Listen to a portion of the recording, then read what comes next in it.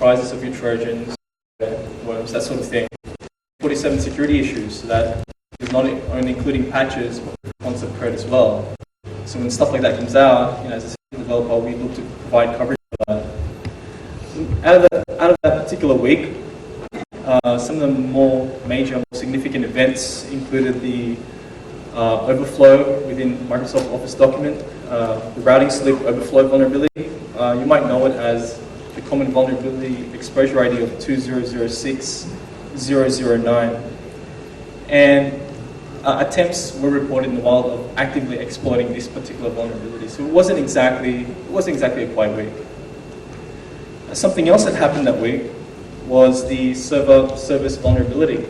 So what it is just a vulnerability within the server service, and the way I viewed this was a pretty significant exposure, just because it's so common in enterprise environments. Server service, everyone uses it to share resources, and if you're running a Windows network, the likelihood is you'd be using this service. So some malware came out for this vulnerability, as well as proof of concept code. But you might know it as IRC bot, the malware, or under the different aliases like W32 Wargbot, Mockbot, but they all address the same vulnerability. It's CV2006-3439, and I pretty much felt with this particular vulnerability that it was significant, but as a security community, everyone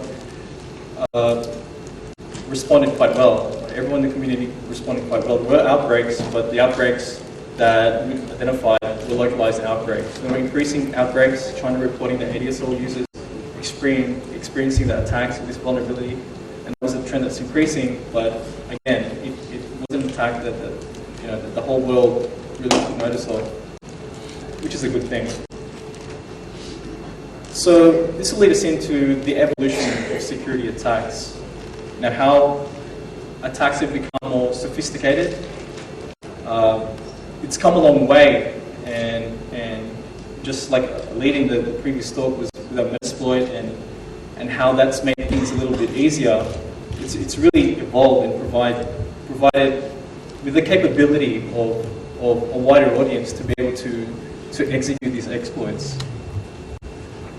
So now 10 years ago, it was, for a number of reasons, it was a challenge to create an attack, and first and foremost, it wasn't really that the vulnerabilities themselves were harder to exploit. There were actually more vulnerabilities then. There's been patches since then, there's been a number of patches since then, but it was more of the abundance of information available to everyone within the public domain. So it can be viewed as it was a little bit more complex of a process. It wasn't like I could start Metasploit or start another pen test tool and do my thing. I had to do it manually, right? So I'd have to research the vulnerability, then I'd create my exploit, and there wasn't like a plethora of shellcodes. I can just cut and paste them to all different sizes and purposes to fit what I need to do. So that changed to a different era. So as more information came into the public domain, it changed the security landscape. More vulnerability information came out, and typically we see vulnerability information come out, then proof of concept code, then someone turn that to a 0-day. It's easy enough. And again, it's changed again with the emergence of different types of security tools, right? So things like Core Impact, things like Metasploit, things like Canvas. And what you have to be aware of is that they provide a platform not only to as an availability for people to be able to write their own exploits, but they also have the attacks that they provide within their database is a lot more sophisticated. Right? They're detection aware. They write exploits in much more sophisticated fashion with the sole purpose of trying to evade detection. And we'll look at some of the trends. So I think there is provided ample time, so if you want to ask questions, feel free. So I'll discuss next the different trends we're seeing in terms of exploits, the more common attack vectors that we're seeing, The weakest point has always been the end user. This social engineering attack vector is always being exploited, constantly being exploited, and is evolving. Right? And what I mean by that is, how many times have you heard someone open an attachment they shouldn't have, which ended up as being malware? Well, now it's turned into, well, how many times have you heard someone click on a link in an email or in mass mailer that they shouldn't have, and it ended up with a compromise of their host, right? So it's evolved as well, and as these exploits or these methods evolve, we also have to evolve in terms of mitigation. So it's become more dangerous, and we've seen a focus on web as an attack vector. Through the different obfuscation techniques, the methods have increased, and we'll look at some of those. Let's just briefly look at the trends. Past 12 months, we've noticed a plethora of exploits come out, but mainly MSRPC, file type exploits, which are increasing more and more, and browser exploits. So MSRPC, some of the more significant ones they mentioned was the service, IRAS, or routing and remote access service, which can lead to code execution. New one, file types, right? You may know of the WMF vulnerability that came out in January. So that was pretty busy. Proof of concept code came out a few 0 days. It made the security climate within that particular month, quite dangerous. So that's another thing. So as these exploits come out, these file type exploits, they pose different challenges, and I'll go through some of those. And new one, browser exploits, that's coming out more and more. There's the internet common instantiation exploits that have come out, so several of them. HD Moore, who created an exploit, came out with Browser Bug of the Month, in which he provided proof of concept for different types of browsers, or highlighting different types of vulnerabilities. So there's some of the exploit trends. And it's good to know and be up to date on certain types of exploits and the trends that are coming out in terms of the exploits.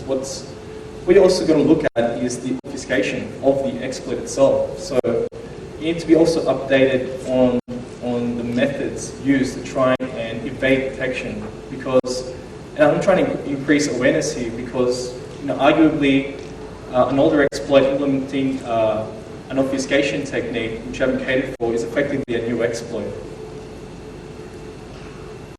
So I'll discuss some of the trends. So for the web vector, some of the trends that we're seeing are gzip encoding, open crest. So keep in mind, these are legitimate methods to actually send traffic across the wire. So you could send traffic in gzip, and it's perfectly legitimate. However, it can also be used with the sole purpose to try and obfuscate or confuse anything trying to detect that particular exploit or malicious code.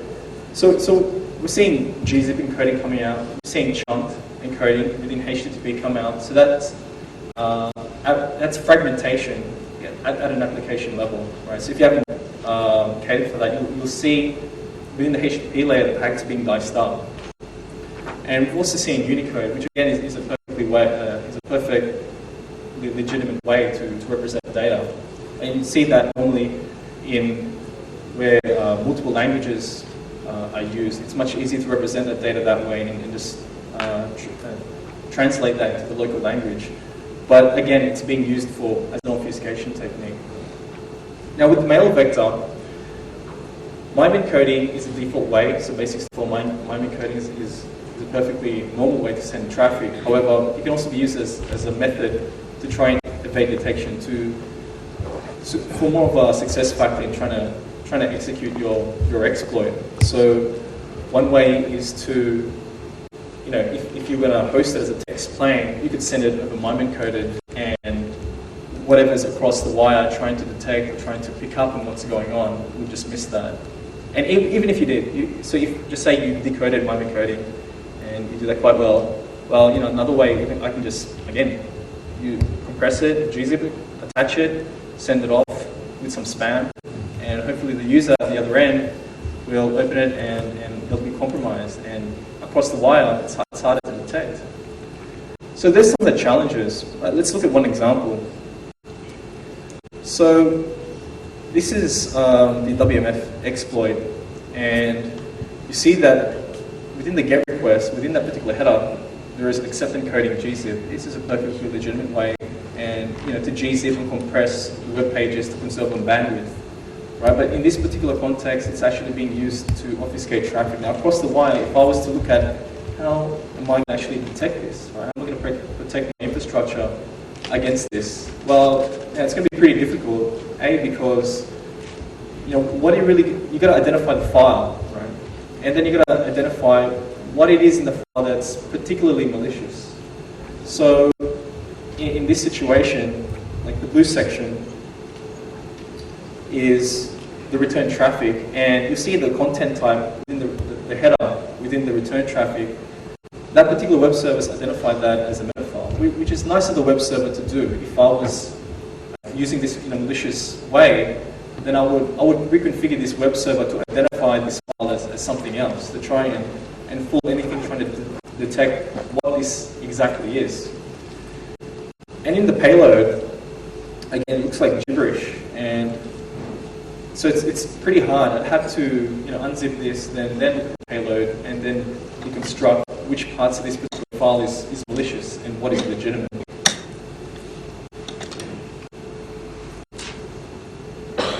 So, next part is the MSRPC obfuscation, which is basically the bulk of this talk. MSRPC I view as a pretty significant risk in terms of propagation vector. So you might have good perimeter security, however, the one person that attaches to the home connection and gets infected and brings it back to work to propagate everyone else, that's a type of risk as I view as a significant risk because of the exposure. So, because it's so common in enterprise environments, if you're running Windows environment, then Windows network environment, then you'd be running MSRPC.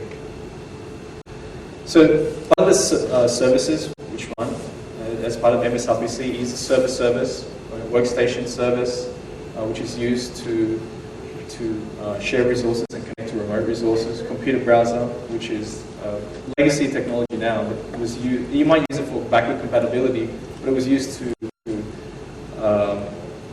resolve net BIOS names. Messenger service, now that's not your MSN chat application, that is the technology that came out when Windows NT came out. You send messages to the net send command. And you have also plug and play. So they're just samples of services, which are pretty common services. So, to understand the next section, which is MSRPC obfuscation, let's take a brief moment to look at what MSRPC really is. Right? So, to get something out of it, I hope that you understand just a tiny bit about MSRPC. So, what is MSRPC? Well, it's based on this distributed computing environment, remote procedure call protocol. And basically, it's a client-server protocol. And well, if you compare it to TCP, TCP has ports which identify its service. In MSRPC, in that context, it has a UUID or a unique identifier, 16-bit number, which identifies each particular service. Right. So if you want to, it also has TCP has a three-way handshake, and MSRPC has a handshake of its own through bind requests and through a bind app. So if you look at that. If you look at just after the handshake, you see the bind request and the connection request to UUID. So Ethereum is nice enough to decode this for us as the actual workstation service. What you also have to know about this protocol is it can be transported over different types, right? Like TCP, UDP, and SMB. So to effectively try and mitigate this, you'd have to track it over different protocols, over TCP, over UDP, over SMB, which has its own challenges. And we'll take a look at some of those.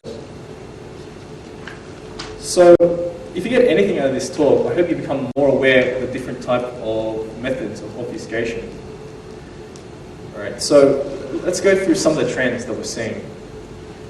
Now, one is through multiple UUIDs. What does that exactly mean? Well, I'll go through in a bit more detail, but basically it's several, you're basically making your traffic look like connecting to several services over the same bind request connection, right? Dynamically switching UUID. So what is that? That's basically connecting to a particular service, whether you do a legitimate operation or not, and then switching and connecting to a different service over the same connection, right?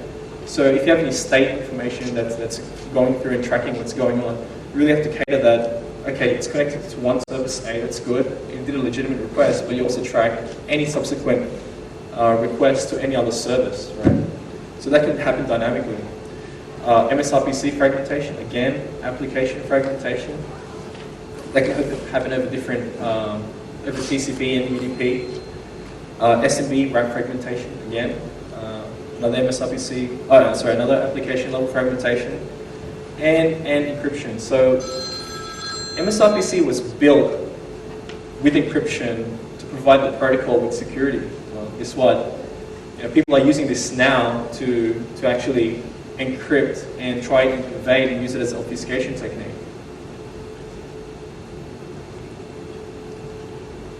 So let's have a look at this in a little bit more detail, multiple UIDs.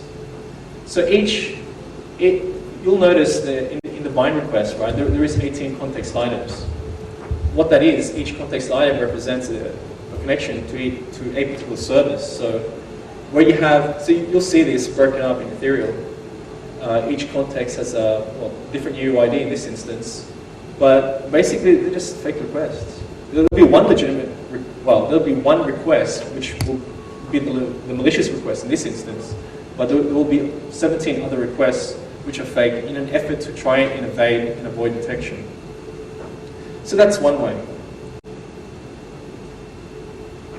Another way is through auto-context or dynamically switching UIDs. So you have the three-way handshake, then you have the bind request, bind ACK, and then you make an actual legitimate request with this UID, which precedes with 41208EE0, and then once you connect and you make your request and it has a response, then bang, it has another auto-context, which is the actual malicious request, right? And don't forget, there can be multiple auto-contexts within that particular single session. So that's another way to try and another method to try and evade any mechanism to try and detect the actual attack. Another way is through fragmentation at the application layer. So Ethereal detects this as a DC RPC request, but basically you see there's multiple fragments, right? So you have to put this together and basically put that stub data all together to try and see what's going on, right? You may be able to track things like UID and stuff like that in a particular hack attempt or a particular exploit, but to piece together exactly what's going on, you'd have to put together all the stub data to see where the overflow is actually happening. Again, same technique, MSRPC fragmentation, but this time over UDP, right? So you see the length is 1 byte. You'd have to put 1 byte together, then have a look. So if you think about it, anything that's trying to detect this is really going to have a hard time. Whether it's trying to track it or just the amount of resources it uses to track it. This is through SMB wrap fragmentation. So again, you can use MSRPC over TCP over SMB. So after the handshake, we connect to a particular, we see the bind request to a particular service or UID. The key thing is here, right? 20 bytes, there's 20 bytes fragmentation. So, and you'll see in some of the security tools, you can actually choose the number of bytes you want to use for your fragmentation, so you can make it bigger or smaller. And last of all is MSRPC encryption wrapping. So what that exactly is basically just a normal request, right? It's a normal request, but look at this part, encrypted stub data. So it's what? Another thing that you may notice is the auto-context call here. So one thing to highlight here is not only are there different methods, they can be used in combination with each other, right? To provide more challenges to anything that's trying to detect what's going on. So there's some trends within the obfuscation realm in MSRPC that we see that's happening. And that poses several challenges for us. Me being a signature developer, how and what to do next in terms of detection across the wire. Other challenges include file format vulnerabilities. And what I mean by this is, if you look at all the different types of file formats there are out there, there's a plethora of them. There's different customized ways of decoding each and every file. And so there's not only that as a challenge, but you have movable records. So you imagine you have file type ABC, which identifies the file head as ABC, and you may have 2 bytes within the file that indicates that this is a malicious file. So it's all the ingredients for a false positive. And if you host this particular file over the web with tons and tons of traffic going through, then the likelihood is you get a ton of false positives happening. So what I mean by movable records as well is you can have 2 bytes indicating that it's bad, but those 2 bytes could be at any particular offset within that file, and that makes it pretty difficult to have any sort of fidelity. So having these challenges and looking at the different obfuscation techniques, you might think I'm absolutely mad discussing this, me being the actual signature developer. Well, I'm just trying to provide awareness, and we can go into what I think are the next steps in terms of mitigation, right? So detection, where should it take place? Actually, in this particular context, with file types. Well, these file type attacks are best handled through endpoint security systems, just for the reasons that I've mentioned. And that being the movable records, the small amount of bytes, and all the ingredients which make up a false positive. Right? So it has its role. So me being mad, discussing all this, what is detection? What is network detection for? Well, network detection is still needed. And what I mean by that is, sure, you can have your endpoint security systems try and mitigate that. However, the idea is to actually stop at the security perimeter. The idea is you want to prevent as much as possible, especially if you have things like voice and stuff like that going over your network. Like for something like MSRPC, such a huge propagation vector, you don't want to consume, all your bandwidth with worm-like behavior, right? Scanning and that sort of thing. So the idea is you stop your attacks what makes sense to stop at your security perimeter. And it's also the best type of tool to try and do to detect for network reconnaissance and stuff like that. It's going to be extremely difficult for your endpoint security systems to be able to correlate and try to create a picture of exactly what's going on. The best tool for the job is basically a network protection system for network reconnaissance, for network-based type security attacks like that. So let's go into the next steps, which I alluded to earlier. So what I think will be the next steps in mitigating these evolving threats is multiple sources of intelligence. You have there's different schools of thought, network versus host-based systems and that sort of thing. What I think is all these types of security systems need to be able to work together in order to be able to effectively mitigate the actual threat, right? So integrated detection. Idea is something like this, that if a particular host gets targeted for a port scan, then your detection system would pick that up and generate an alert, and your endpoint system would generate an alert as well, or even prevent that particular host. So then the attacker would move on to another host and try to compromise that host. Well, ideally, you'd stop it at that particular point where it did the first scan. So the network detection would pick it up, and your endpoint would pick it up. Your endpoint would say, okay, it actually targeted a physical host. Tell the network box to do something about it and prevent it at the network layer before it does any more damage. So intelligent integrations is the key, and I think that's where we should move to. I think that's what I view as the way to mitigate these evolving threats, and they are evolving. And with that, I think more sources of information that you have, more complete of a picture that you have within your enterprise, the better granularity you have to mitigate the actual threat. So whether it be the endpoint or the switch or your router or different parts of your infrastructure, you can actually get that data and mitigate it at the closest point to the attacker, or the best way within your particular infrastructure, right? So you turn every point within your network as a security defense mechanism to try and piece together, okay, this is happening, I should try and stop this at this layer for this particular attack. Okay, and that's it. Any questions? Okay. Thank you very much.